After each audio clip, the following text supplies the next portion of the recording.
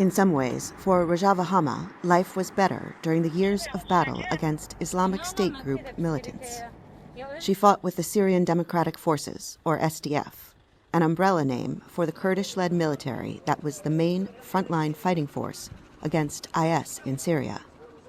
Hama says there was a clear enemy who she enjoyed killing, including here in Raqqa, the once de facto IS capital. We were not afraid when we entered Raqqa. Islamic State militants were afraid of us. They didn't want to be killed by female soldiers. Female fighters were instrumental in the defeat of IS, according to military commanders in northeastern Syria, and their ranks became famous in Kobani in 2014, when they fought alongside their male counterparts for more than 4 months before taking back the city.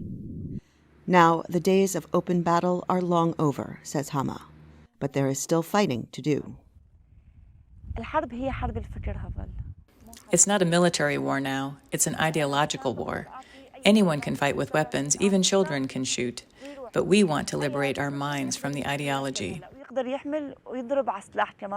Islamic State sleeper cells still stage attacks in northeastern Syria, and when asked about IS, many locals in Raqqa are unwilling to comment, saying it is not a safe topic as IS could return to power.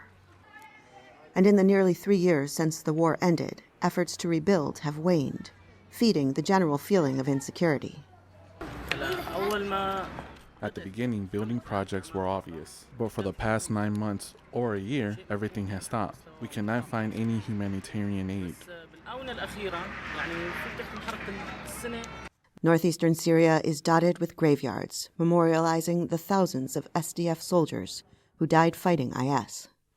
And many survivors remain bitter about the fact that the Kurdish forces lost considerable international support after the fall of IS, a war in which they bore the brunt of the casualties. We didn't win back Raqqa easily. A lot of our friends lost their lives. They were killed in front of our eyes.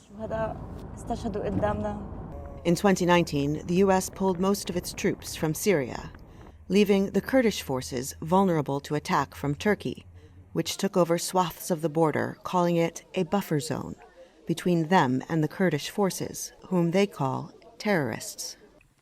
Hama says the simmering border conflict and the constant threat of IS attacks keep soldiers like her busy nowadays, but she would rather return to the days of all-out war. Heather Murdoch, VOA News, Raqqa, Syria.